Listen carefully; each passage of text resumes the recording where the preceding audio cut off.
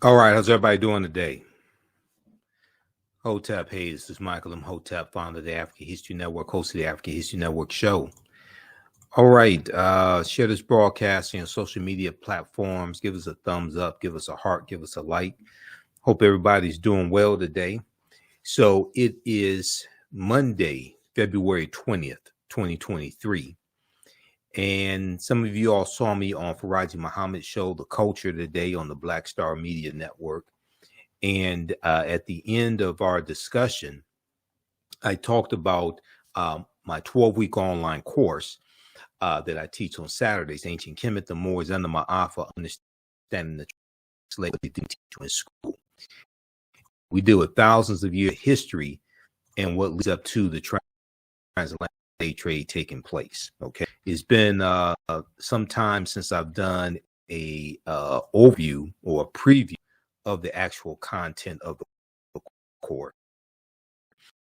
Now, a lot of people about the content of the course, and we have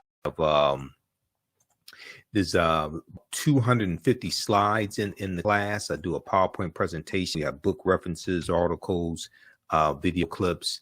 There's about 250 slides. There's probably about 60, 70 articles that we reference in the class. And this is a 12-week online course, okay, that I teach. Now, we can't start studying our history in slavery, even when we deal with the transatlantic slave trade.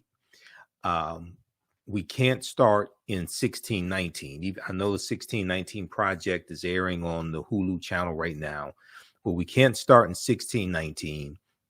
We can't start in the 1440s with the Portuguese getting involved in the transatlantic slave trade, and the Portuguese are the first ones involved in 1441 with Anton Gonzalez going into Mauritania. We have to understand the history chronologically, and this is something that we look at in the class. We look at this history chronologically, and we go through and look at thousands of years of history and see what actually leads to the transatlantic slave trade taking place.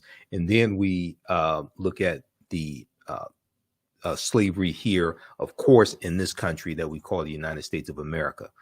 We have to understand the history chronologically and deal with the 800-year occupation of Europe by the Africans known as the Moors, who take the teachings from ancient Kemet, ancient Egypt, into the Iberian Peninsula, today known as Spain and Portugal.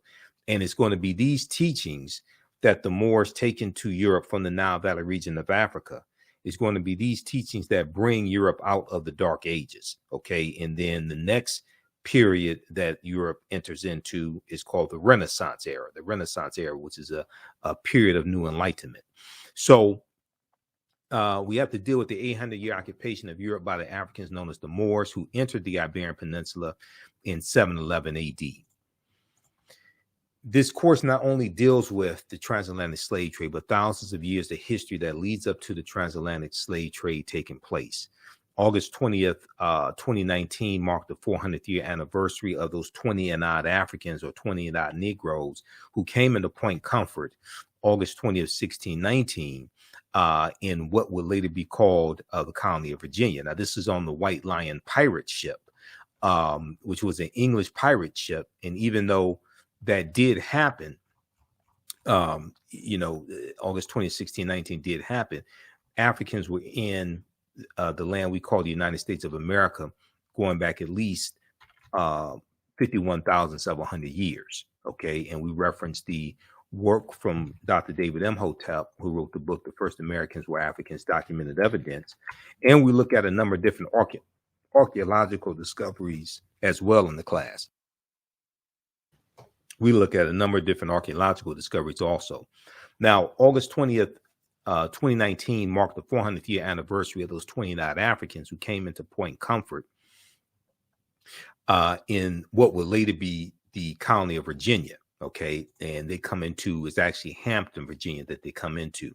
Now, this year was known as the year of return. 2019 was known as the year of return, as many African Americans were and continue to reconnect to Africa and travel to Ghana and other West African countries. When we discuss the transatlantic slave trade, we first have to understand that African people are the original people of North, Central, and South America. Okay, African people are the original people of North, Central, and South America. And we've been in the land that we call the United States of America going back at least 51,700 years. Now, this does not mean that the transatlantic slave trade did not happen. Yes, it did. We have to understand thousands of years of history that lead up to the transatlantic slave trade taking place. Okay, so I posted the link here on the thread of the broadcast. You can register for this 12-week online course. We do the sessions live. All the sessions are archived and recorded. You don't have to worry about not being in class while the session is going on or anything like that. Even after the 12-week online course is over with, a year from now, 2 years from now, you have full access. You can go watch the entire course. So visit our website, theafricanhistorynetwork.com, theafricanhistorynetwork.com, to register for this 12-week online course, Ancient Kemet, the Moors, and the Ma'afa, understanding the transatlantic slave trade, what they didn't teach you in school. You can also use this information with your children. I would say the content is PG-13. And I'll also share information with you how studying our history benefits our children and benefits us as a people, because there's studies that document this also. So recently we've seen attacks on the teaching of African American history and African history in public schools across the country, especially in a lot of these former Confederate states. Okay, we see the attacks going on against the Advanced Placement African American Studies course coming from the College Board, the attacks from Florida. I talked about this on the African History Network show on Sunday, February 19th, and I've been talking about this probably going back at least a month now, going back to January of 2023. College Board hits back at Florida's initial rejection of AP African American Studies course and admits it made mistakes in rollout. So we see these culture wars being played out. We see books being banned. We see Reverend Al Sharpton led a march in protest against Governor Ron DeSantis banning this Advanced Placement African American Studies course Wednesday, February 15, 2023. Okay, so we saw that take place.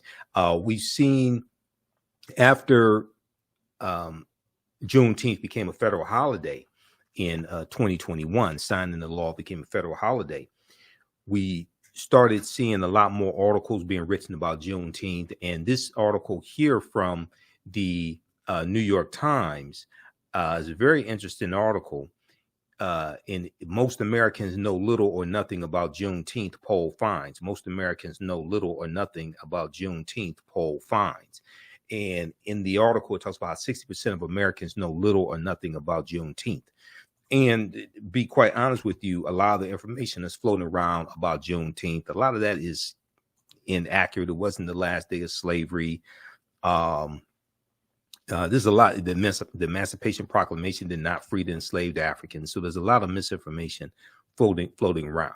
We see attacks on teaching. We see attacks on having Black History Month in schools also because of these anti-critical race theory laws.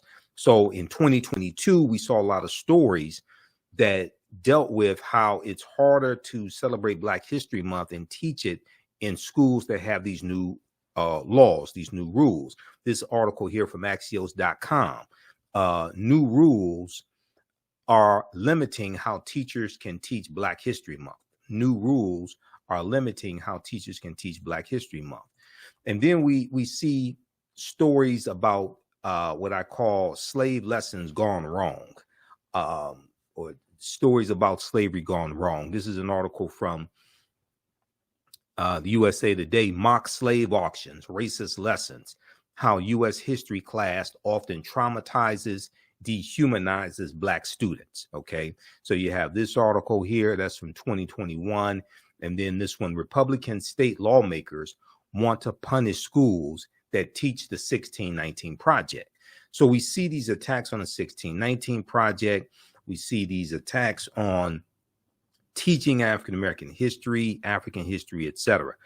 And a lot of this has to do with white fear. A lot of this has to do with the fear of the browning of America.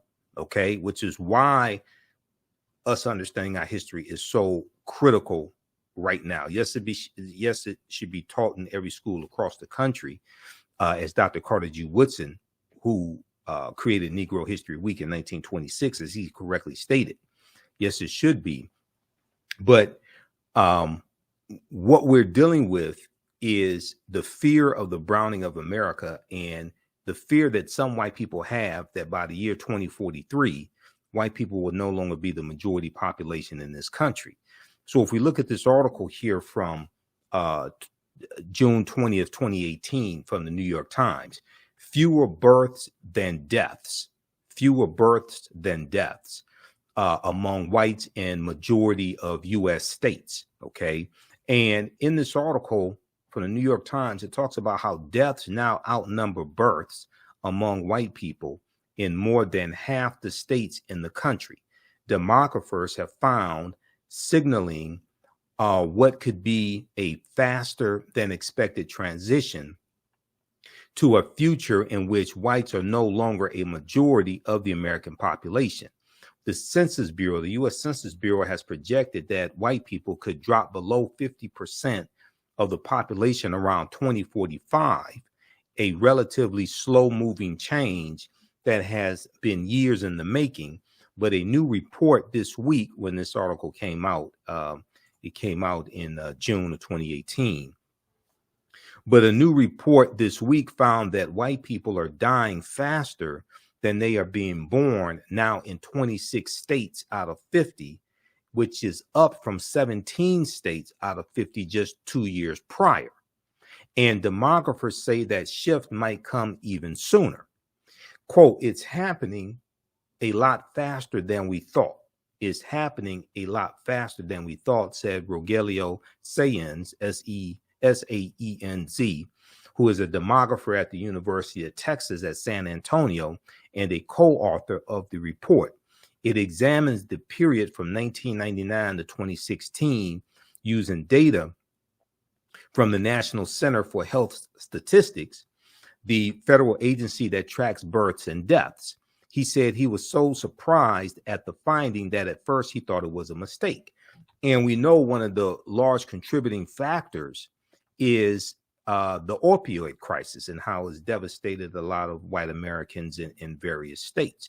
Now, when you look at the 2020 census, the 2020 census was the first census since 1790 where the population of white people dropped below 60%. It was 57% in the 2020 census. You can go to census.gov and read it. Okay. So we have all this going on right now. So us understanding our history, us understanding African history, African American history is more important than ever based upon what we're dealing with. And we have to understand history, law, politics, and economics. History, law, politics, and economics, because they are all interrelated, interconnected. So when you see me on Roland Martin Unfiltered, you see me on Faraji Muhammad show, The Culture, you hear me talk about this. You listen to the African History Network show, you hear me talk about this as well. Okay, now, so the 1619 project, you've heard me talk about it. You've heard there's some good information there, but you've heard my criticisms about it. And it's important for us to understand that much of what we've been told about Virginia's 1619 first Africans is wrong. Okay. Much of what we've been told about Virginia's 1619 first Africans is wrong. There's a good article from virginiamercury.com from August 11th, 2019 that deals with this. And in 1619, codified slave laws didn't exist in any of the 13 colonies. And a lot of people are so shocked when they hear this. The whole way that slavery evolved in this country and even the way race evolved in this country is different than the way we actually think it evolved. Okay. I mean, that gets also in the Bacon's Rebellion, 1675, 1676, in the colony of Virginia, what happens after Bacon's Rebellion and the introduction of the term white in the colony of Virginia around 1681 to break up the alliance between enslaved Africans, free African Americans, poor whites, white indentured servants, things of this nature. That all comes to a head in Bacon's Rebellion, where you have this rebellion of 500, about 500 people of different races, different statuses, some enslaved Africans, some white indentured servants, etc. And they burned down the town of Jamestown, Virginia in 1676 because they were all being exploited on the tobacco plantations in Virginia, and they realized that they had a common enemy. They were being exploited by the ruling elite. Okay, this is Bacon's Rebellion. Then you go to 1705 and the Virginia Slave Codes of 1705, which is going to become a model, and other counties are going to adopt these slave codes. And the Virginia Slave Codes of 1705 make a distinction between Negroes and Moors. So you get into this, you start dealing with a deep understanding of history, and you start seeing how all this evolves, and nationalities and status, and start seeing how all of this evolves. Okay. So the way this history actually happens is much different than the way we think it happens. So the way we talk, I like this type of information, like on the broadcast. Okay. Continue here. And we have the link here in the thread of the broadcast where you can register for this 12-week online course. It's on sale, $80, regularly $130. Ancient Kemet, the Moors, and the Ma'afa, understanding the transatlantic slave trade, what they teach you in school. All right, now, Africans were in South Carolina in 1526, 93 years before Virginia. Okay, now this is not talked about a lot. We focus on 1619, and I have to tell people, they say we first came to these shores 1619. No, we were here thousands of years before that. But even if you just look during the transatlantic slave trade, the Spanish were taking Africans into the territory we call South Carolina in 1526. Okay, now this is something we deal with all this in the class because we go through and look at this history chronologically. So these are all slides from the course that I teach, that I put together. I'm a historian, been studying history 32 years. I put together this curriculum as well as the second class that I teach, which is from the Civil War to the Civil Rights Movement and Black Power, 1800 to 1968, which goes through and goes deep into looking at that 168-year period of history and analyzing what happened to us also after slavery ended. Okay, now before 1619, there was 1526, the mystery of the first enslaved Africans in what became the United States. There's a good article from Washington Post, September 7th, 2019, September 7th, 2019, that deals with this history. 1526 is not talked about a lot, okay? And you had those Africans, there's going to be an uprising. They're going to overthrow their oppressors, and they're going to run away. And it's believed they went to live with Native Americans. So it was the Spanish tried to set up the settlement, but it was a failed settlement. Now, Spanish explorers brought 100 African slaves to a doomed settlement in South Carolina or Georgia. Within weeks, the subjugated revolted, then vanished. Maybe that's why they don't want us to know about 1526, because those Africans overthrew their oppressors. So maybe that's why that's not talked about a lot. But that's 93 years before Jamestown, Virginia. And then in 1513, Juan Ponce de Leon, the Spanish conquistador, comes into Florida, and he has an African with him named Juan Garrido.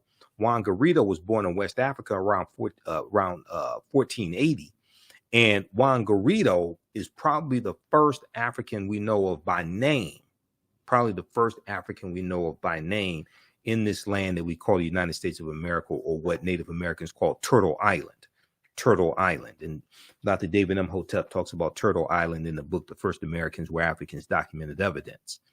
Okay, so we look at different African, some different African civilizations, ancient African civilizations like ancient Nubia, and we look at African empires besides Egypt that Europeans and Arabs tried to claim as their own. One of them is ancient Nubia, okay, or Ta-Nehisi, which existed from about 4500 BC to 500 AD. And Nubia is the mother of ancient Kemet. Nubia is the mother of ancient Kemet or ancient Egypt, okay, because and Abyssinia or Ethiopia is the grandmother. So to understand ancient Kemet, ancient Egypt, you have to understand Nubia and understand Ethiopia. Now, ancient Nubia or Ta-Seti or Ta-Nehesi, also known as Kush, which was more of a region. Kush was more of a region than a kingdom. And some of that also depends upon which period of time you're talking about as well. But ancient Nubia was a region along the Nile River located in northern Sudan and southern Egypt or southern Kemet. Okay. And today, the lower portion of Egypt and the upper portion of the Sudan, that is where Nubia was. Okay.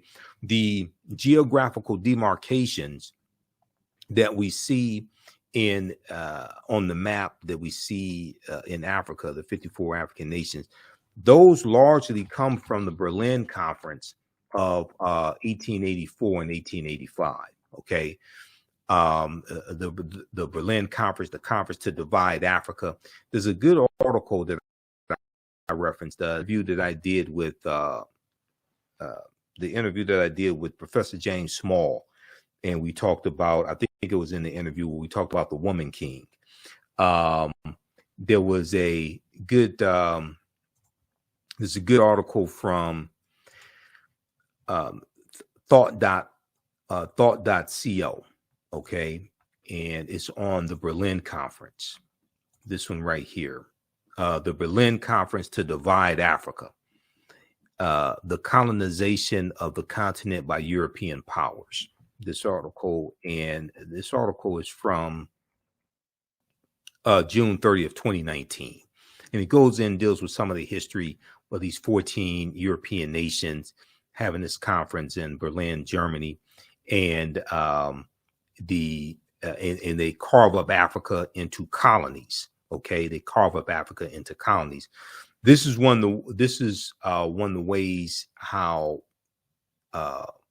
Great Britain got so much territory in Africa from the Berlin Conference also. Okay, so check this out. This deals with the Berlin Conference of 1884 and 1885. There was no African representation at the Berlin Conference. Okay, there was no African representation at the Berlin Conference. These were all Europeans. Now, it was, so when we look at Nubia, it was home to some of Africa's earliest kingdoms, known for rich deposits of gold. Nubia was a major trading port for luxury goods that came from sub-Saharan Africa, such as incense, ivory, and ebony. The first monarchy of recorded history was established in Nubia. The Nubians were also known for their exceptional archery skills that provided the military strength for their rulers. Kings of Nubia ultimately conquered and ruled Egypt for about a century, for about 100 years. Monuments still stand in modern Egypt and Sudan at the sites where Nubian rulers built cities, temples, and royal pyramids. Now, also, there are twice as many, when we look at the Sudan today, there are twice as many pyramids in the Sudan as there are in Egypt. Okay, there are over 200 pyramids in the Sudan. Okay, there are twice as many in the Sudan as there are in Egypt, because the Sudan, Nubia, was the mother of ancient Kemet.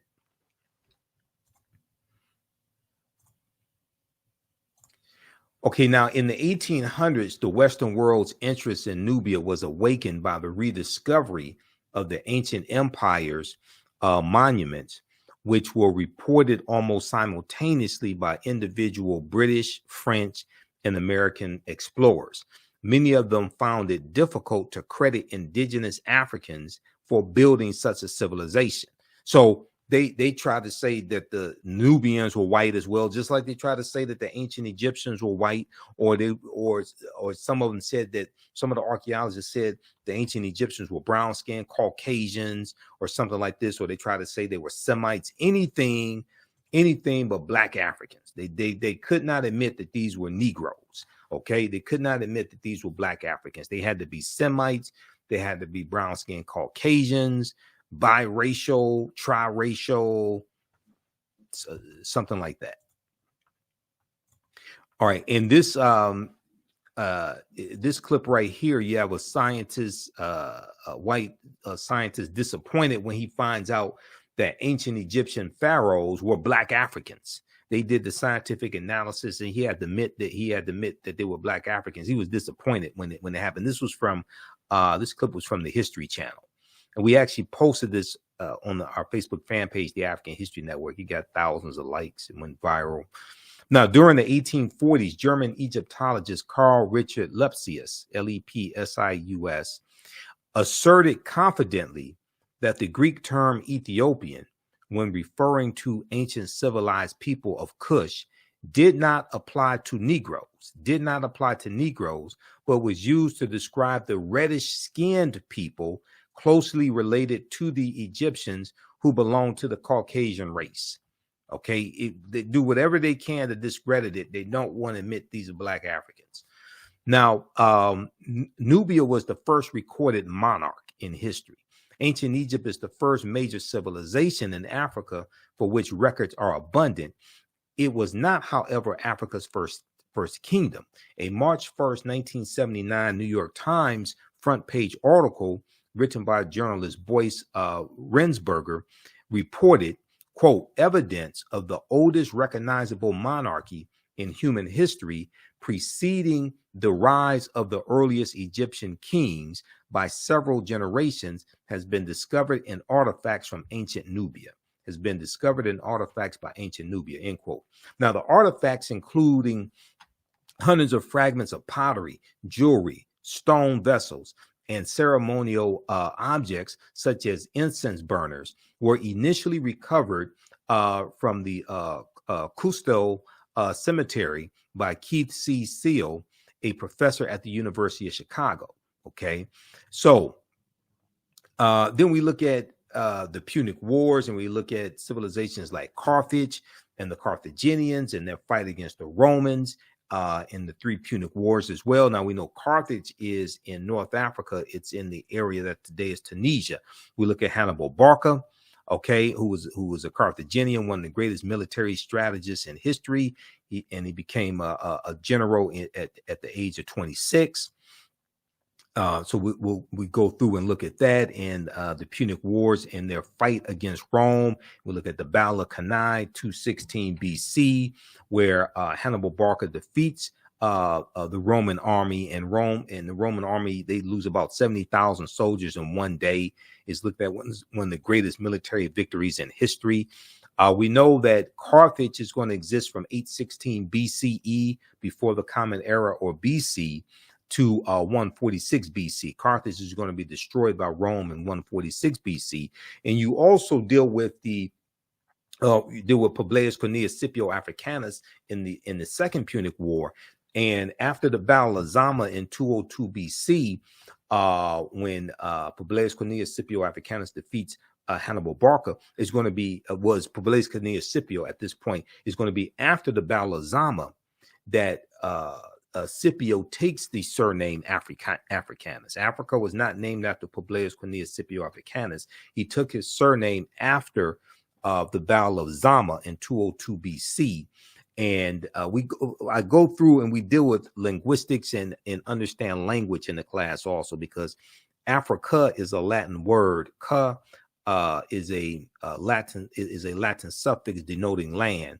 The prefix Afri refers to the Afri, who are a group of Black African people in Algeria and Tunisia. That area where Tunisia used to be called Carthage. Okay, so in Africa means land of the Afri. Okay, it's not named after a Roman general. Africa was not named after a Roman general at all.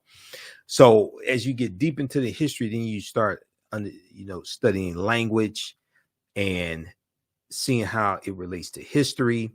And a lot of these myths that are being pushed fall apart. Carthage was founded in the 9th century BCE, before the Common Era, on the Gulf of Tunis. From the 6th century BCE, onwards, it developed into a great trading empire covering much of the Mediterranean and was home to a brilliant civilization. In the course of the long Punic Wars from 264 BCE to 146 BC, Carthage occupied some of Rome's territories before finally being destroyed by its rival in 146 BCE. Now, in his book, World's Great Men of Color, Volume 1, history scholar J.A. Rogers asserts that the Carthaginians were descendants of the Phoenicians, a Negroid people, and that, in fact, until the rise of the doctrine of white superiority. Now, this is extremely important because on the History Channel in 2016, they had a series called Barbarians Rising, and I watched it, Barbarians Rising, and it dealt with 700 years of invasions in the Roman Empire, okay, leading to the fall of the Roman Empire in 476 AD, when the western portion, I should say the fall of the western portion of the Roman Empire, 476 AD, when the Vandals and the Visigoths crushed the western portion of the Roman Empire. Okay, so you had Nicholas Pennock, this actor Nicholas Pennock, train Hannibal Barca because Hannibal was an African man. And you had white people, some white people on social media, not all of them. Yeah, some white people losing their minds saying that the History Channel was lying and that Hannibal was white and the Carthaginians were white, things of this nature. This is because of these lies that have been told. And Carthage is one of those African empires that Europeans tried to claim as their own. No, these were Black African people. These are descendants of the Phoenicians. Okay, so J.A. Rogers in World's Great Men of Color, Volume 1, said that the Carthaginians were descendants of the Phoenicians, a Negroid people, and that, in fact, until the rise of the doctrine of white superiority, Hannibal Barca was traditionally known as a Black man. Now, some people may be confused. They may be thinking about Hannibal on the A-Team with B.A. Baracus and the Face Man and Murdoch or something like that. They may be thinking of George Papard as Hannibal, or they may be thinking of Hannibal Lecter or something. No, but no, Hannibal Barca was Black African. He was not a European. Okay, now today, many encyclopedias classify the Carthaginians as whites or Semites, but ancient Greek and Roman eyewitness accounts paint a different picture. The indigenous peoples of Carthage were called the Afers, A-F-E-R-S, the Afers. Ancient Roman poet Virgil, in his poem Mortem, speaks of a woman from the Afer or Afra race, okay, of the Afar. From the Afer, A-F-E-R, Afar or Afra race, A-F-R-A, and he says of her, and all her figure proves her native land. Her hair was curly, thick her lips, and dark her color. Now, in Library of History book 20, Greek historian Diodorus mentions a Greek lieutenant named Agathocles who defeated a people in the area of present-day Tunisia in North Africa, present-day Tunisia, who were the same hue as the Ethiopians. Now, yes, Europeans also try to say that Ethiopians were white, and when Emperor Menelik II defeated the Italians at the Battle of Adwa in March of 1896, the Italians told the world that the Ethiopians were white because they didn't want the world to know that they were defeated by these African people. So when you go research the Battle of Adwa, March 1896, you see that the Italians were embarrassed. So they lied and said the Ethiopians were white. And, you know, some years ago when I was doing research on the mythology of Andromeda and Cassiopeia. There are two constellations named Andromeda and Cassiopeia, but they're named after mythological African women. And this comes out of you have them in Greek mythology, but these were African women, because we know, like, Zeus, who was the king of the gods in Greek mythology. Zeus, according to Greek mythology, they tell you Zeus came from Ethiopia. Okay, because Zeus was African. But I was researching Andromeda and Cassiopeia, and I came across a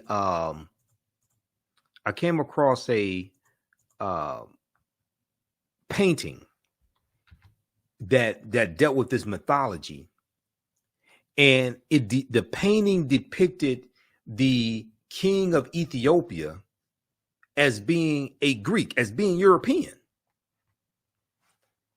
and it was showing the people in the painting as being European. It was depicting Andromeda, Cassiopeia, things like this as Europeans. So I'm sitting there looking at this painting. It was a picture of the painting online. I'm looking at this. So I called Professor Kaba Hiawatha Kamene. Professor Kaba, some of you have seen or heard some of the interviews I've done with Professor Kaba.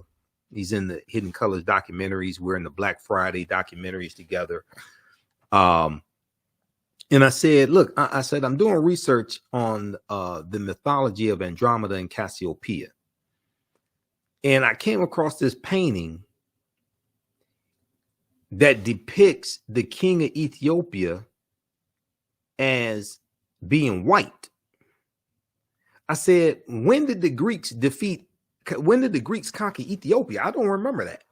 He said they didn't. He said they didn't. They just conquered them in the artwork. So if you come across this painting and you see the king of Ethiopia depicted as a European, and you see Andromeda and Cassiopeia depicted as Europeans, then either one, you think the ancient Ethiopians were white, or you'll think that the Greeks conquered the Ethiopians. And both of them are wrong. But this deals with the colonization of mythology, the colonization of image. And as J.A. Rogers said in World's Great Men of Color, okay, the Carthaginians were descendants of the Phoenicians, a Negroid people, and that, in fact, until the rise of the doctrine of white superiority, Hannibal Barca was traditionally known as a black man, because as you have a rise in European powers, you have a rise in white superiority. You have Europeans who reinterpret a lot of these mythological images and religious images. So we know that they were worshiping the Black Madonna Child, okay, all throughout Europe. And there are over 300 images of the Black Madonna Child in France. France probably has the most number of images, paintings and statues and things like this of the Black Madonna Child. And this was being worshipped even before the African Moors go into Europe, because this comes from Asar, Aset, and Heru, who the Greeks called Osiris, Isis, and Horus. This gets into a deep history, which takes you right back to ancient Africa and takes you back to the Nile Valley region of Africa. But as Europeans are going out conquering people's lands in the 1400s, they're going out conquering people's lands. They're recovering from the Black Death, the bubonic plague, which hit Europe in spurts from 1347 to 1400. And Europe loses between a quarter to a third of their population as they're going into the Caribbean and setting up sugarcane plantations, and they're rebuilding Europe, and they're extracting the mineral wealth and extracting Africans out of Africa and enslaving them, things like this. You start seeing a reinterpretation of a lot of these different figures, images, etc. And as you have a rise in European powers, you have a rise in the dominance of the European phenotype. And we go from the Black Madonna Child to the decolorized version of that with the white Mary and Jesus. Okay. All right, Kate. Now, how do you all like this type of information? Give us a thumbs up, give us a heart, give us a like on this broadcast. Be sure to register for my 12-week online course that I teach. That this is a preview of. This is an overview of this 12-week online course called Ancient Kemet, one of the original names for Egypt, Ancient Kemet, the Moors, and the Ma'afa.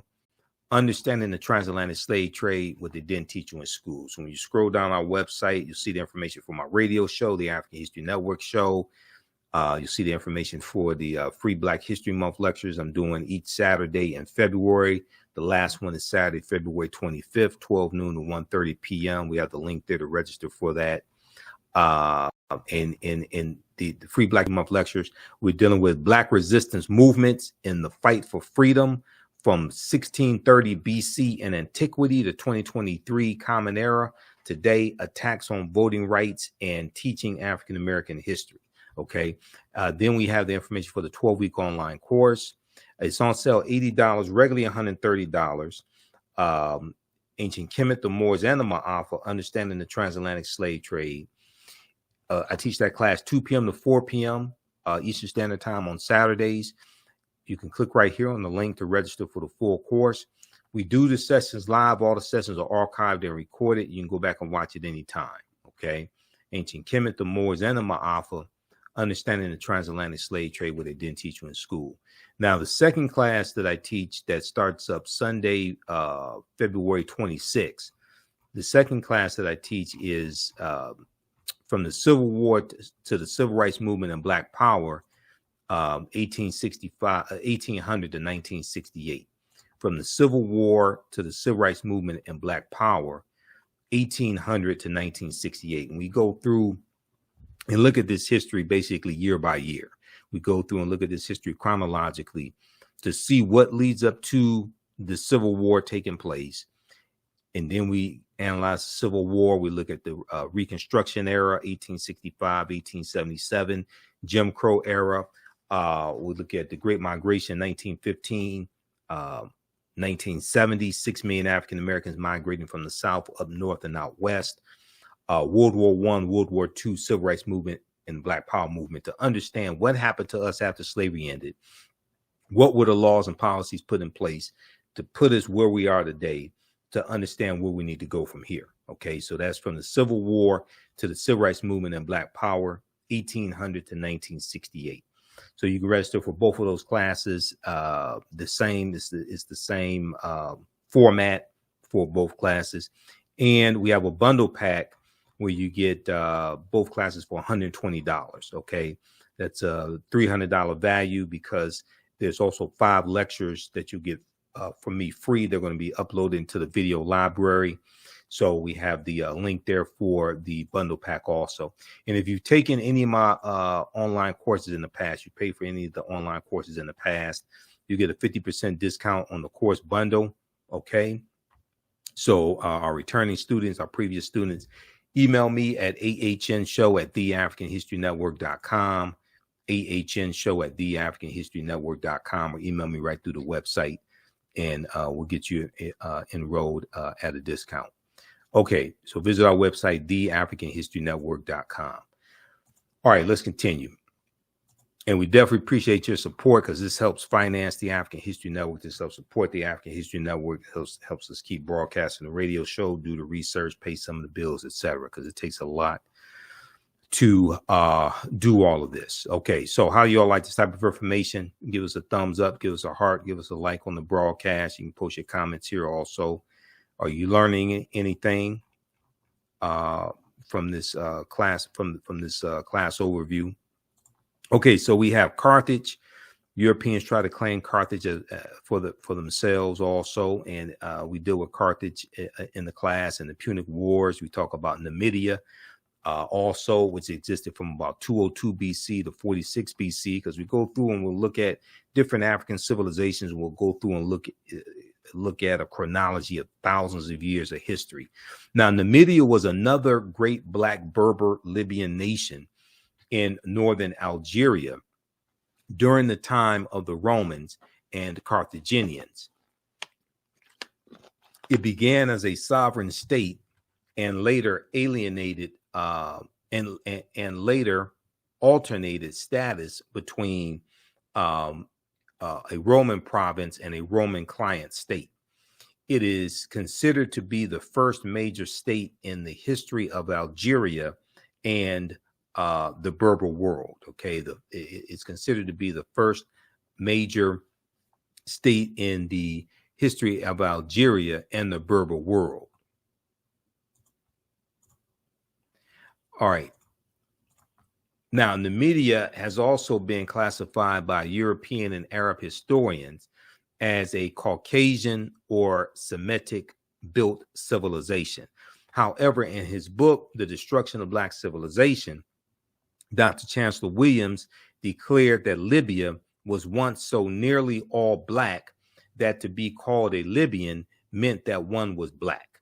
Okay, Libya was once so black that to be called a Libyan meant that one was black. The Greek historian Herodotus, writing about Libya in his Histories, Book 4, stated, quote, "One thing I can add about this country, so far as one knows, it is inhabited by 4 people, of which 2 and 2 are not. The indigenous people are the Libyans and the Ethiopians. The Libyans and the Ethiopians. The former, the Libyans, occupying the northerly, and the latter, the more southerly parts. The immigrants are the Phoenicians and the Greeks." Now, one of the most famous Berber Moors of the Roman times was Massinissa, the king of Numidia, who assisted the Romans against the Carthaginians during the Punic Wars. Okay, so he teamed up with the Romans to help defeat the Carthaginians. And when you study Hannibal Barca and the Punic Wars, you read about the Numidians siding with the Romans. Okay, all right. Now, evidence that proves that African people sailed to the Americas long before Columbus. There's a good article from the AtlantaBlackStar.com that deals with this history. And we deal with, there's about 60 or 70 articles that we reference in the class. There's 7 books that we reference also in the course. You don't have to buy any of these books to follow along. I use the books as reference, and we scan the pages and show you the text on the screen. But we can look at from Christopher Columbus himself, because Columbus kept a diary. According to renowned American historian and linguist Leo Weiner of Harvard University, one of the strongest pieces of evidence to support the fact that African people or Black people sailed to America before Christopher Columbus was a journal entry from Columbus himself. In Leo Weiner's book, Africa and the Discovery of America,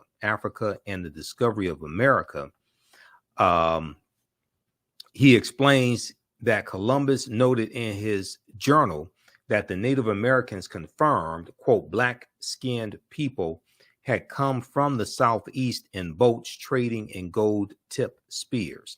Black-skinned people had come from the southeast in boats trading in gold-tipped spears. Now, the discovery of American narcotics in Egyptian mummies has also left some historians amazed. Recently, archaeologists discovered the presence of narcotics only known to be derived from American plants in ancient Egyptian mummies. These substances included South American cocaine from erythroxylon and nicotine from Nicotiana tabacum. German toxicologist Svelta Balabanova reported the findings, which suggests that such compounds made their way to Africa through transatlantic trade that would predate Christopher Columbus' arrival by thousands of years. Now, we know Columbus never came to the land we call the United States of America. The closest he comes here is 90 miles away, but he's in the Caribbean. He's in Central America. So he's in the Americas, but he never comes to the land we call the United States of America. Now, if we look at Egyptian artifacts in North America, for years, Eurocentric archaeologists have largely turned a blind eye when it came to the discovery of artifacts from ancient Egypt being discovered in the Americas. According to my friend Dr. David Imhotep, the author of the book, The First Americans Were Africans, Documented Evidence, quote, Egyptian artifacts found across North America, from the Algonquin writings on the East Coast to the artifacts and Egyptian place names in the Grand Canyon, end quote, are all signs of an early arrival in the Americas by Africans. This is also paired with a much earlier account of Black people with incredible skills at sea, seafaring, sailing. Now, back in 445 BC, the Greek historian Herodotus wrote of King Ramses III leading a team of Africans at sea with astounding seafaring and navigational skills. Together, both accounts would point to African sailing over to the New World before Columbus. So we deal with the Olmec heads in Mexico, in Central America, and who were the Olmecs. Also, we go through, once again, we go throughout thousands of years of history, look at these different civilizations. Dr. David Imhotep in The First Americans Were Africans talks about the Mandinka Egyptian Olmec connection. He said, quote, a major ethnic group among the ancient Egyptian Nubians were the Manding people, an original Niger Congo homeland in the general vicinity of the Upper Nile Valley is probably as good a hypothesis as for the origin of the Manding. The Proto-Manding migration had to have taken place during the African Aqualithic period. That was a wet period in Africa that lasted thousands of years at a time when the Sahara was fertile and had river systems and Great Lakes. The Nile flowed west across the Sahara and emptied into the Atlantic Ocean during very ancient times. This would have enabled East Africans direct access to the Atlantic Ocean. The longer route would be to sail to the Nile River, to the Mediterranean Sea, and then head west to the Atlantic Ocean. When the Manding reached Central America and began mixing with the local population, they were labeled Olmecs. When the Manding reached Central America and began mixing with the local population, they were labeled a mixture of the Man or Mandinka and Indians or American Indians.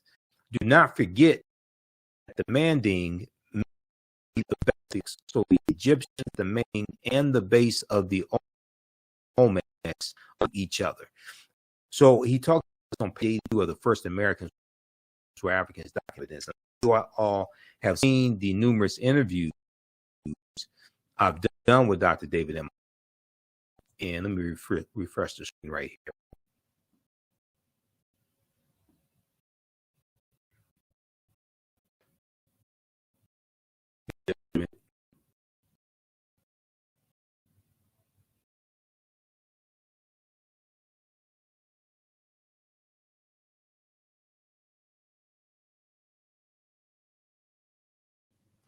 Okay, we're back. I had to refresh the screen there.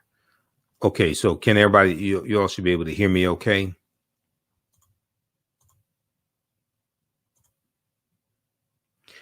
All right, so when the Manding reached Central America and began mixing with the local population, they were labeled Olmecs. The Olmecs were supposedly a mixture of the Manding or Mandinka and American Indians or Amerindians. Do not forget that the Manding made up the base of the Olmecs, so the Egyptians, the Manding, and the base of the Olmecs are related to each other. Okay, this comes from page 82 of the first Americans were Africans, documented evidence by Dr. David Imhotep. His book is a fantastic book, and his first book is out of print. The second book came out in 2021, and that's available at Amazon. The first Americans were Africans, revised and expanded. Now, in 1311 AD, thousands of years after the Olmec arrived, the Mandinkan Muslim Abu Bakr II sailed 2,000 ships from Mali, West Africa, in the Atlantic, headed west. When they reached South America, they left signs on the rocks at the mouths of rivers, warning followers of dangerous or friendly natives. So Dr. David Imhotep talks about this on page 88 of the First Americans Were Africans, documented evidence. There's also a good article from face-to-faceafrica.com called Way Before Columbus, Ancient Malayans Sailed to the Americas in 1311 AD, Common Era, face-to-faceafrica.com from December 5th, 2018. In this article, it says, according to a number of sources, Abu Bakr II, Mansa, which means king, Mansa of the Mali Empire in the 14th century, led Malayan sailors to the Americas, specifically present-day Brazil, almost 200 years before Christopher Columbus arrived. Abu Bakr II ruled what was arguably the richest and largest empire on earth, covering nearly all of West Africa. The BBC reported in the article, Africa's Great Explorer, which came out December 13th, the year 2000, on the saga of Abu Bakr II. He left with 2,000 boats, by Malayan scholar Gausu Diawara. Notes, Abu Bakr wanted to find out whether the Atlantic Ocean, like the great river Niger that swept through Mali, had another bank.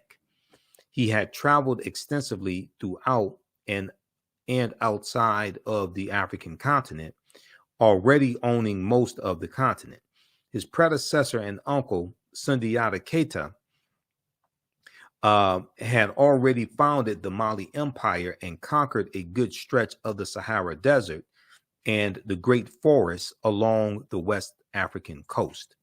Okay, so we look at West Africa and Ghana, Songhai, and Mali, but also Mansa Musa is also related. There's a relation between Mansa Musa and the fictitious character of T'Challa in Black Panther in Wakanda.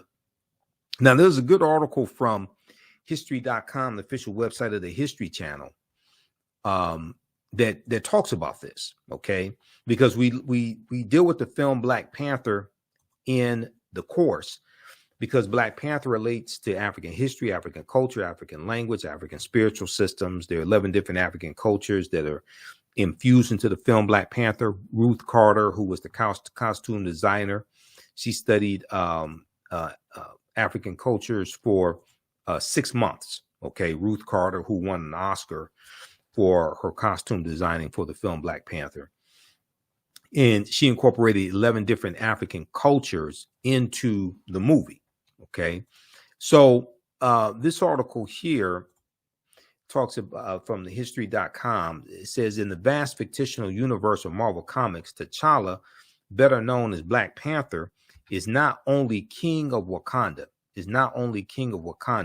he's also the richest superhero of them all. And although the title of wealthiest person alive involves a tug of war between billionaire CEOs, the wealthiest person in history, Mansa Musa, has more in common with Marvel's first black superhero. Mansa Musa became ruler of the Mali Empire in 1312 Common Era, or AD, taking the throne after his predecessor, Abu Bakr II, for whom he'd serve as deputy, went missing on a voyage he took by sea to find the edge of the Atlantic Ocean. Mansa Musa's rule came at a time, now this is extremely important right here. Mansa Musa's rule came at a time when European nations were struggling due to raging civil wars and a lack of resources. Okay, so Europe was dealing with poverty, famine, disease, civil wars, things like this, while West Africa is thriving, while the Mali Empire is thriving. During this period, the Mali Empire flourished thanks to ample natural resources like gold and salt. So this article is entitled This 14th Century African Emperor Remains the Richest Person in History. This is from history.com, the official website of the History Channel, March 19th, 2018. So we know the character of Black Panther, T'Challa, was introduced in Fantastic Four issue 52, July of 1966. And it was a two-part series. And in this comic book, in the first part of the story, T'Challa defeats the Fantastic Four in their own comic book. Okay. And this was the first time we saw like an African superhero like this, or a Black superhero like this. And he talks about at the end of issue 52, as you see, hereditary chieftain of the Wakandans, of the Wakandas, and perhaps the richest man in all the world.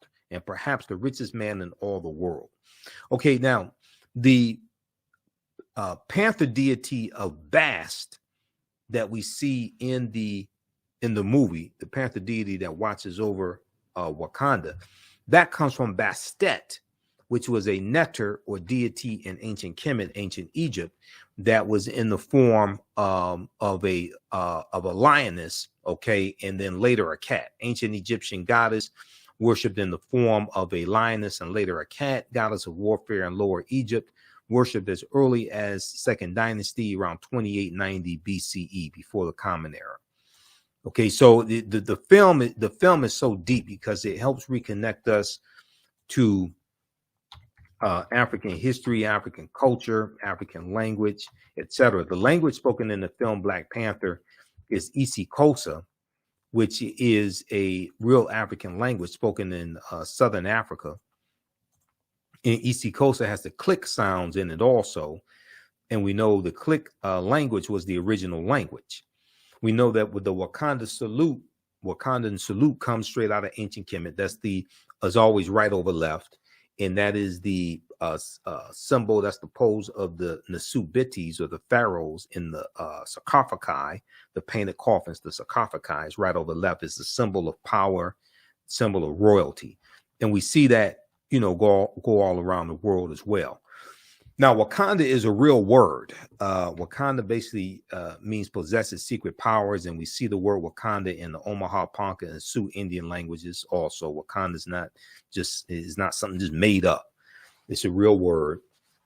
Ruth Carter did a hell of a job on the costume design for the film Black Panther. She was also the costume designer on the film Malcolm X as well. But one of the African influences we see in the film Black Panther, and we go through and study the film Black Panther in the class because there's so much there. And I've done lectures. Well, first of all, I did 3 months of research on the first Black Panther movie to be able to do my lectures on the film Black Panther. And I incorporate a lot of that into this class. Okay. So how do you all like this type of information so far? Post your comments here. Give us a thumbs up. Give us a heart. Give us a like on this broadcast. The Basotho, who are from Lesotho, which is an enclave inside of South Africa. It's a country within a country. They have these blankets that we saw incorporated into Black Panther. These are cultural blankets, the Basotho heritage blankets. These blankets have a deep cultural significance and history. The world-renowned Basotho tribal blankets distinguish this nation from others by the way in which the blankets are worn as part of their everyday life. The designs have been developed over many years with the blessing of the Lesotho royal family. We also see the Ndebele of South Africa represented, also with the gold rings worn around the necks of the Dora Milaje. Okay. And then we see the Ovahimba of Namibia represented in the hairstyle of one of the elders when they are on the side of the mountain and they're watching the ritual combat that was taking place. So at the beginning of the movie, the ritual combat between T'Challa and M'Baku. Okay, that ritual combat comes straight from the comic book, and it takes place at what's called Warrior Falls. That's the name of that waterfalls. It's called Warrior Falls. That's straight out of the Black Panther comic book and Jungle Action comic book. And this is where the ritual combat takes place to determine who's going to sit on the throne of Wakanda. So we go through, and these are all different aspects of the course that I put together that we deal with, okay, to better understand African history, to better understand ourselves, to better understand African American history. The hat that Angela Bassett's character, Queen Ramonda, who's actually T'Challa's stepmother, if you understand the storyline, because his birth mother dies a few days after he gives birth. That comes from South Africa, okay? That flat disc hat is a Isikolo. Angela Bassett as Queen Mother Ramonda makes an entrance with a large disc headdress. In most of her scenes, she wears a smaller version of the hat, which Ruth Carter borrowed from Zulu culture. The Isikolo is a hat worn by married women and was traditionally shaped from grass fronds with cotton woven through. Their sizes and colors differ between clans, at times reaching a meter in diameter.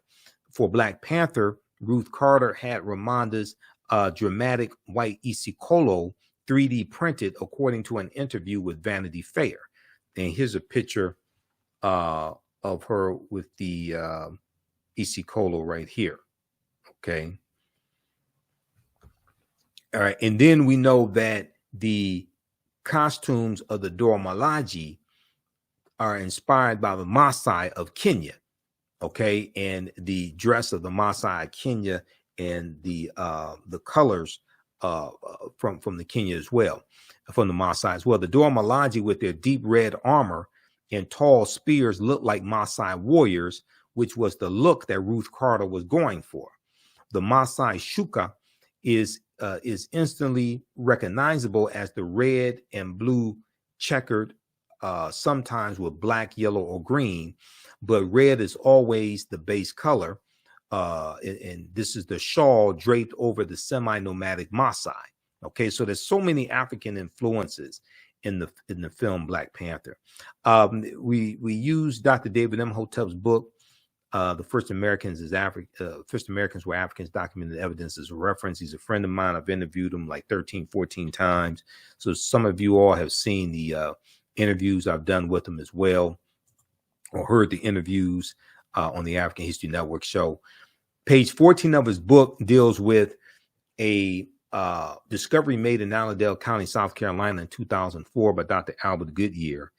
And they found 13 different types of evidence that thoroughly documented African presence in the Americas, dating back at least 51,700 years ago. They found artifacts, architecture, campsites, carvings, Egyptian writings, footprints in lava, genetic M174D haploid groups dealing with DNA and genetics, linguistics, paintings, skulls, skeletons, structures, and tools. They found 13 different types of evidence documenting an African presence in the land we call the United States of America, dating back at least 51,700 years ago. Now, his book is backed up by 713 footnotes and 7 peer-reviewed articles as well. And we know peer-reviewed articles is the height of academia. So these Africans were the Khoisan, who have the oldest DNA on the planet. They're the short-statured Africans. They go all around the world. They're the ancestors to the Ainu and Atwa, and they were here also. This is Dr. Albert Goodyear. He's a white archaeologist from the University of South Carolina. This article from ScienceDaily.com in November 18, 2004, entitled New Evidence Puts Man in North America 50,000 Years Ago. This talks about his discovery Okay, ScienceDaily.com, they have all type of archaeological discoveries, scientific discoveries, etc. there. So the Khoisan,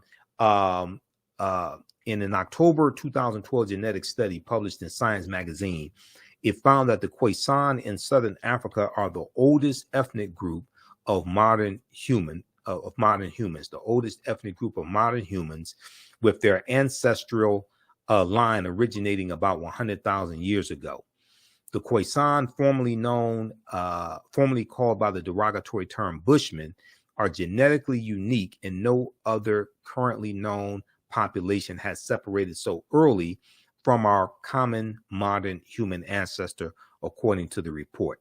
Now, here are a couple of Khoisan sisters, also a couple of Khoisan African women. Now, the Khoisan live mainly in southern Africa in territories spanning Botswana, Namibia, Angola, Zambia, Zimbabwe, and South Africa. They are largely divided into two groups: hunters and gatherers, known as the Sans people, and keepers of the livestock, known as the Khoikhoi. The Khoisan languages include the distinctive click sounds that aren't found in the languages of their neighbors. There's a good article from AtlantaBlackStar.com called 5 Ethnic Groups That Prove the First Humans Were Black. Okay, so when we look at this land historically, there were 1 million mounds in this land. And yes, Native Americans built some of those mounds, but Africans also built them as well. At least 10,000 years ago, during the African Aqualithic period, the mound builders of Africa, the Proto-Manding, were building habitation mounds to live upon even before the Manding built their mounds along the Niger River. These Proto-Saharan people also built dams, boats, and mounds to escape the waters in case of flooding. There are also large erections formerly called Native American mounds, now known to be African mounds, that are shaped like pyramids that are found across North America. The largest ones surviving today are in the Mississippi Valley. The largest of all was the Cahokia Mound, that's in East Illinois, Cahokia, near the area where the Mississippi and Missouri rivers converge. Now, Cyrus Thomas, director of the Eastern Mound Division of the Smithsonian Institute's Bureau of Ethnology in 1881, said, quote, distinct from the American Indians, there was a race of mound builders in America distinct from the American Indians. Now, there were 1 million, end quote, there were 1 million Indian mounds in North America. Today, there are only about 100,000. If you read pages 71 through 74, the first Americans were Africans, documented evidence by Dr. David Imhotep. He talks about these mounds. So we go through and look at all this history. We look at this history chronologically, thousands of years of history. We also look at archaeological discovery. So in our class on Saturday, our next class on Saturday, we're going to look at some archaeological discoveries. Class 2 and 3 will look at archaeological discoveries. This is a big one that came out in June 2017 that blew everybody away. Now, once again, remember, you can register right now for this online class. As soon as you register, you can start watching the content. Okay, you can watch class number 1. And in the class, we have a live chat, so you can a live text chat. You can ask questions. You can see me. I can't see you, so you don't have to worry about that. The 12-week online course that I teach is called Ancient Kemet, the Moors, and the Ma'afa, understanding the transatlantic slave trade, where they didn't teach you in school. It's on sale $80 regularly, $130. You can use this information with your children. I would say the content is PG-13. You also get 5 bonus lectures from me as well. They're going to be uploaded to the video library. The class is 2 p.m. to 4 p.m. Eastern Standard Time. If you missed the class, it's not a problem. You can go back and watch it any time. Even after the 12-week online course is over with, you still have access to the full course. You can go back and watch it any time. Click right here, register for full course. And we also have a bundle pack where you get both classes for $120. That's over $300 value. Okay. The second class that I teach, which starts up Sunday, February 26th, from the Civil War to the Civil Rights Movement and Black Power, 1800 to 1968. That's 2 p.m. to 4 p.m. Eastern Standard Time. So we posted the link here on the thread of the broadcast.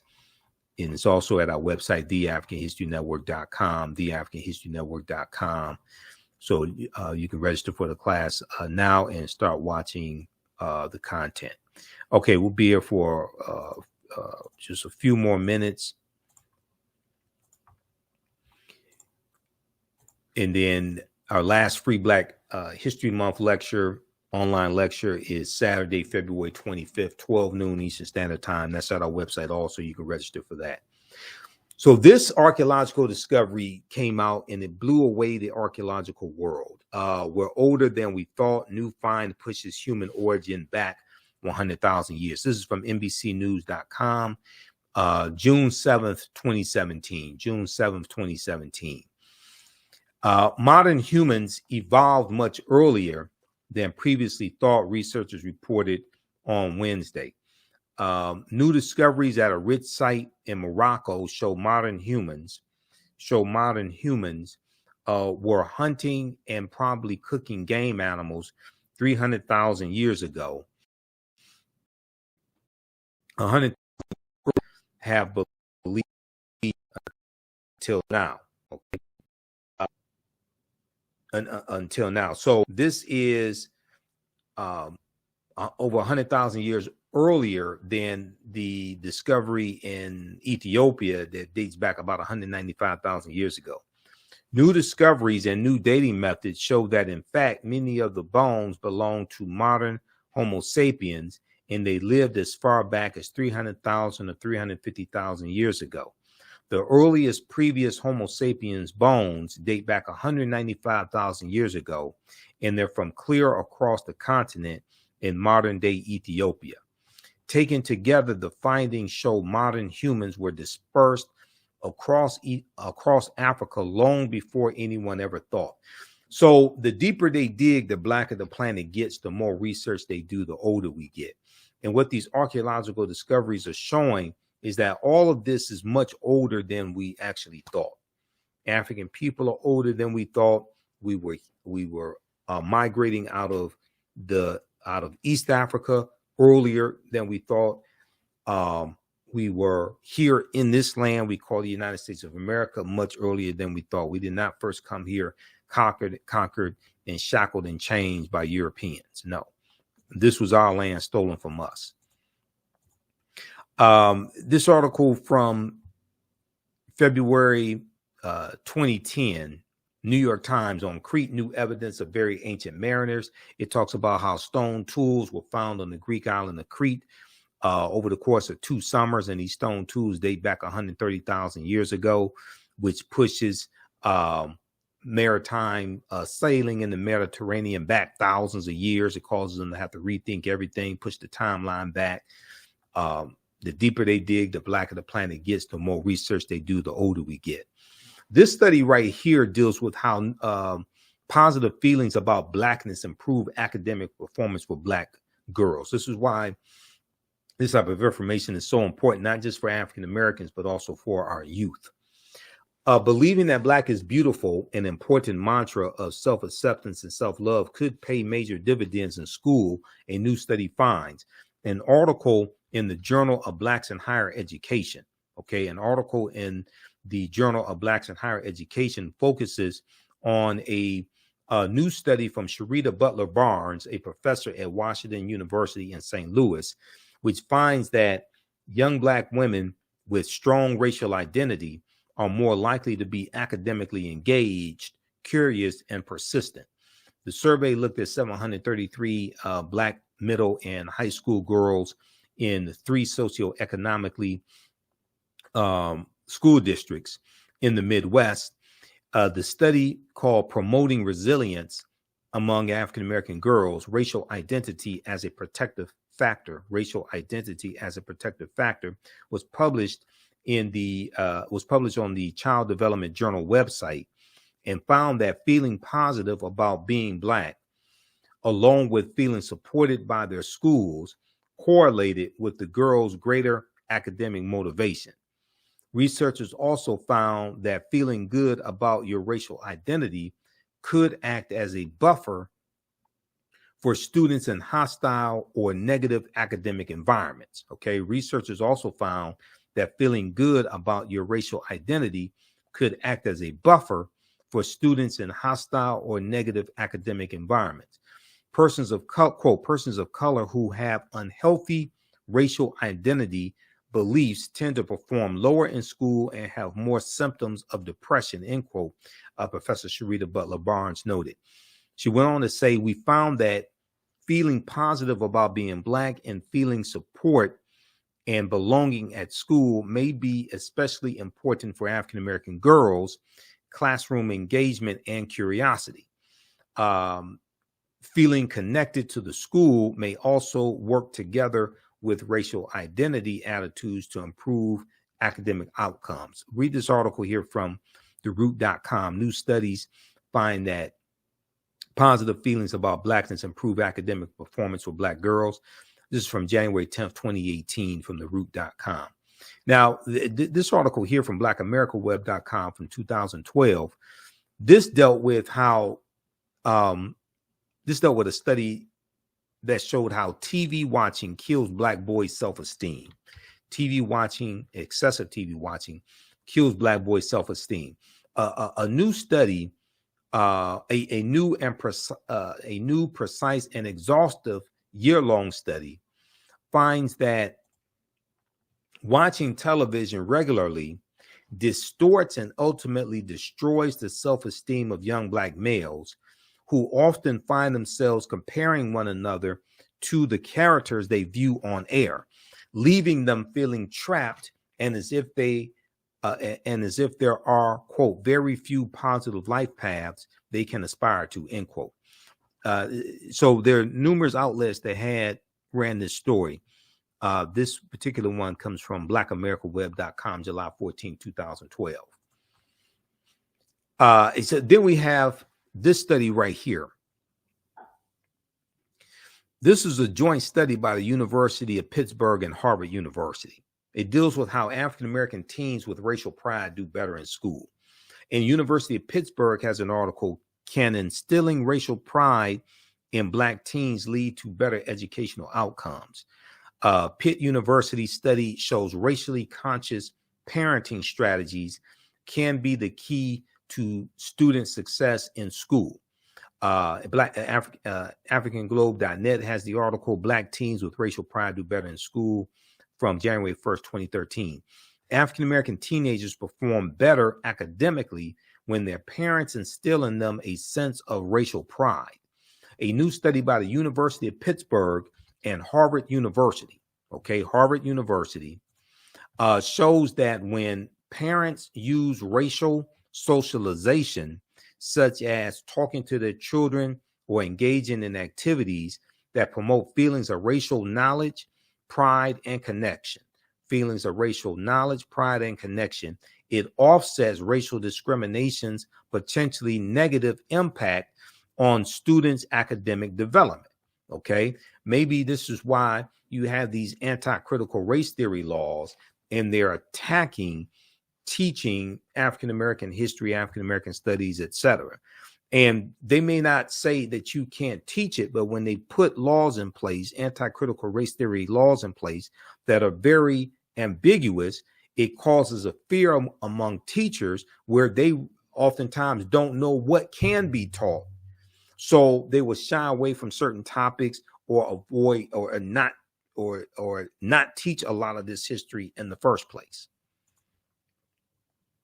because there's a fear from some people of us knowing the truth. And there's a fear of their children knowing the truth as well. So we also deal with the influence of Africa, especially ancient Kemet here in the United States. The Washington Monument is an ancient African symbol called a tekken. There are about 1,200 tekkenu all throughout ancient Kemet. Today, there are less than 12. And you have 3 that are in London. You have London, England, New York City, and Paris, France. There's a good article called Cleopatra's Needle, How 3 Ancient Egyptian Obelisks Ended Up in New York City, London, and Paris, France. And the Tekken, or the obelisk, that comes from the story of Asar, Aset, and Heru, who the Greeks called Osiris, Isis, and Horus. There were approximately 1,200 Tekkenu built in ancient Kemet, but only about a dozen are found in Egypt today. Many of the Tekkenu removed from Egypt are now in Istanbul, Turkey, London, England, Paris, France, Berlin, Germany, New York, Rome, Italy, Vatican City, and elsewhere throughout the world. The Tekkenu are now called obelisks by their new owners, and few know their origin or that they symbolize the resurrection of the African king Asar, who the Greeks called Osiris. Tony Browder talks about this on page 17 of Egypt on the Potomac. This is one of the books we use in the class also. Once again, you don't have to buy any of these books, but we use them as reference. And I do scan the pages, so we show you the page on the screen. Now, the word Mason is derived from the Latin words mass and sun. Mason means child of light and expresses the desire to pursue light, which is a metaphor for the sun, which symbolizes knowledge. Okay. Let's continue here, which symbolizes knowledge. So for eons, light was symbolized with knowledge and darkness was symbolized with ignorance. So when you talk about Europe being in the Dark Ages, it was referred to as a period of ignorance and raging civil wars and famine, things of this nature. All right, let's continue. Okay, so the term child of light or sons and daughters of light was first used to identify students who had completed 42 years of study in the temples of ancient Kemet. Many Masonic temples were modeled after the temples of Kemet, places where light or knowledge was imparted in a series of steps or degrees. So the concept of going to a liberal arts college, that comes out of ancient Africa as well. And George G.M. James talks about this in the book Stolen Legacy. And he talks about the 7 liberal arts and the concept of getting your credentials in going to an institution of higher learning and getting your credentials in a series of steps, in a series of degrees, associate's degree, bachelor's degree, master's degree, PhD. That comes out of the Nile Valley region of Africa also. Read Egypt on the Potomac by Tony Browder, pages 18 to 32. He talks about this. Now, Masonic temples are considered houses of learning or temples of learning. The term Mason or child of light is a direct reference to the highest degree of the Kemetic education system. The 33 degrees of instruction within Freemasonry represent a fraction, just a fraction of the 360 degrees of instruction that comprised the Kemetic system of education. Yet with less than 10% of the wisdom of ancient Kemet, Freemasons have held positions of influence and power throughout the world for over 200 years. Okay, read page 33. So we also look at things like why is Christmas celebrated on December 25th, because nowhere in the biblical text does it state that Yeshua or Jesus was born on December 25th. We look at the origins of Santa Claus coming from Sinterklaas, which is celebrated amongst the Dutch and, you know, in the Netherlands, and they have the celebration of Sinterklaas and Zwarte Piet. Zwarte Piet means Black Pete, and Zwarte Piet was a Moor in this mythology. And they have the parade beginning in early November, going throughout the Netherlands, and they commemorate Sinterklaas and Zwarte Piet coming from Spain into the Netherlands. All right, coming from Spain. Well, Spain is where the Moors going in 711 AD, led by General Tariq ibn Ziyad, going to the Iberian Peninsula. Okay, so Spain is very important. Now, who were the Moors? The Moors' ancestors were known as the Garamantes. These were a Black African people living throughout North Africa. Hannibal Barca was Garamanti, as well as St. Augustine. The Moors, according to George G.M. James in the book Stolen Legacy, were the custodians of the ancient Egyptian mystery system. These teachings will bring Europe out of the Dark Ages. These teachings will bring Europe out of the Dark Ages. Now, the word Moor is derived from the Greek word moros, which literally means black or a very dark color. The Romans adopt this word and call them Mari, M-A-U-R-I, Mari. The Mari were a Northwest African people who were very dark-skinned. The Romans will refer to the region of Northwest Africa as Mauritania, Mauritania is Latin and means the land of the black-skinned people. You'll also see the term Marish. Now, the Romans would later adopt the word as a reference for the black-skinned inhabitants they encountered in Africa. Golden Age of the Moor, edited by Dr. Ivan Van Sertima, is another book that we use in the class. And if you look at pages 527 and 187, you'll see references for that information. Okay, so we go through and we look at some of the history of the Moors also. Runoko Rashidi had a really good article for AtlantaBlackStar.com called Moors, Saints, Knights, and Kings, the African Presence in Medieval and Renaissance Europe. We use two of Runoko's books in the class. This is one of the books here.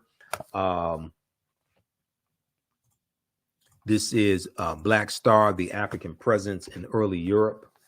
Okay, Black Star, the African Presence in Early Europe. This is one of the books we use. And it deals with the history of the Moors in Europe.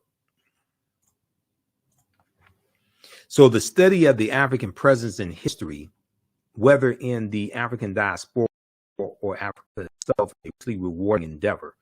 In this study, we realized that slavery alone is not African history, and that the African history, everybody's history. The history of African people, Black people, is rich and comprehensive, inspiring, and often known. Nowhere is this more the case than the African presence in medieval and Renaissance Europe. Now, according to the Oxford English Dictionary, the Moors, as early as the Middle Ages and as late as the 17th century, were, quote, commonly supposed to be black or very swarthy, and hence the word is often used for Negro, end quote. In the early 8th century, after a grim and extended resistance to the Arab invasions of North Africa, the Moors joined the triumphant surge of Islam. Following this, they crossed over from Morocco over to the Iberian Peninsula, where their swift victories and remarkable feats soon became the substance of legends. In July 710, Tarif, with 400 foot soldiers and 100 horses, all Berbers, successfully carried out a mission in southern Iberia. That was the reconnaissance mission, to get the lay of the land and see what's going on. Then Tariq goes in 711 AD. Tarif, an important city in southern Spain, is named after him. Then in 711 AD, Tariq ibn Ziyad goes in also, okay? And wasting no time to relish his victory, Tariq pushed on with his dashing and seemingly tireless Moorish cavalry to the Spanish city of Toledo. Within a month's time, General Tariq ibn Ziyad had effectively terminated European dominance of the Iberian Peninsula. Okay, so we also talk about Ghana, Songhai, and Mali. One of the things that I've added to the class, because I've been teaching this class on and off since 2017, is we'll also talk about Queen Nzinga of the modern day Angola, because we know that the documentary from executive producer Jada Pinkett Smith is on Netflix now, African Queens, and the first installment deals with Queen Nzinga. And one of my teachers, Professor James Small, was a consultant on the series. Okay, so when I interviewed him in January, we talked about Queen Nzinga, and we talked about the African Queens series also. We also talked about Godfather of Harlem, because he's the technical consultant. He's the historical consultant on Godfather of Harlem. So we definitely have to deal with Christopher Columbus in this class to get a better understanding of the spread of the transatlantic slave trade and the involvement of Spain, because the Spanish are the second ones. The Spanish are the second ones involved in the transatlantic slave trade.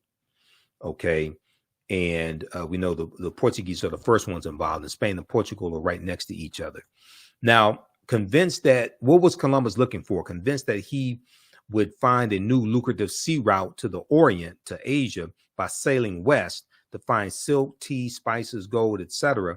This was big business in the 15th century. Okay, Europeans lost their trading route to Asia because of the fall of Constantinople to the Ottoman Turks. Okay, so the Ottoman Turks captured Constantinople and thus divert the trade in Eastern European slaves away from the Mediterranean to Islamic markets. The Italians increasingly look to North Africa as their source for slaves. All right. Now,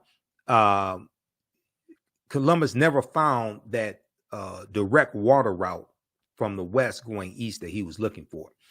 When we look at where he goes on his 4 voyages, he never comes to the land we call the United States of America. Okay. He goes into Cuba, Haiti, Puerto Rico, Honduras, Panama, the Bahamas, Hispaniola. The western third of the island of Hispaniola is where Haiti is, etc. He never comes to the land we call the United States of America. If you go to history.com and search for Columbus, they have a good chart there. It shows you where he went on his 4 voyages. Now, what was the transatlantic slave trade? And how is this different from the slave trade? Now, the widespread enslavement of diverse peoples for economic and political gain has played a fundamental role throughout human history in the development of nations. Ancient Greek and Roman societies operated by using slave labor, as did many European countries in the modern period. As early as the Middle Ages, Mediterranean cities were supplied with Moorish black slaves from Muslim countries in North Africa. By comparison, the slave trade is a term which has grown to be associated specifically with the transatlantic trade or the triangular trade that spanned for centuries, roughly it goes back to 1441, but some people put it at 1518 because that deals with the Asiento de Negros of August 1518, signed by King Charles V of Spain, which drastically expands the transatlantic slave trade and increases the need for enslaved African labor. This involved 3 countries, 3 continents, Europe, Africa, and the Americas, and was responsible for human suffering on an unprecedented scale. Now, Brazil doesn't abolish slavery to 1888. 1865 is when it is abolished in the United States, but Cuba doesn't abolish it. Cuba abolishes it in 1886, and it's 1888 in Brazil. Now, slavery comes to the New World. African slaves were first brought to the New World shortly after the discovery by Christopher Columbus of the so-called New World.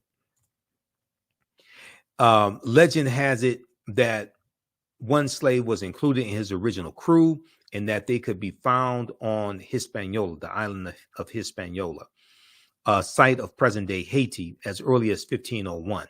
Upon his arrival in the Bahamas, Columbus himself captured 7 of the natives for their quote-unquote education. That's what he said. On his return to Spain. However, the slave trade proper only began in 1518 when the first African cargo direct from Africa landed in the West Indies. This is after the Asiento de Negros.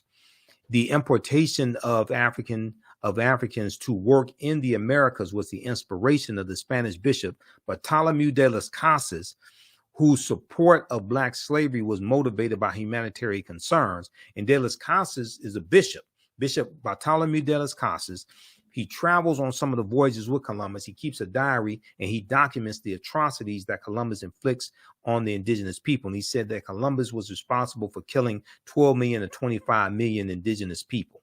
Okay, so he's going to advocate that they stop enslaving Native Americans, try to save their souls. They suffered enough, and enslave African people, okay, and white people to a lesser extent. He argued that the enslavement of Africans and even some whites, proving that in the early period, slavery did not operate according to exclusive racial demarcations. He argued that this would save the indigenous American Indian populations, which were not only dying out, but engaging in large-scale resistance as they opposed their excessively harsh conditions.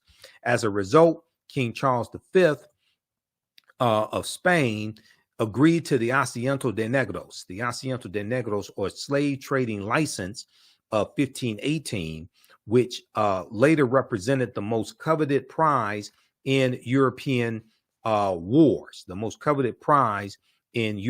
wars, okay? as it gave to those who possessed it a monopoly in slave trafficking. And this drastically expands the transatlantic slave trade. Okay. All right.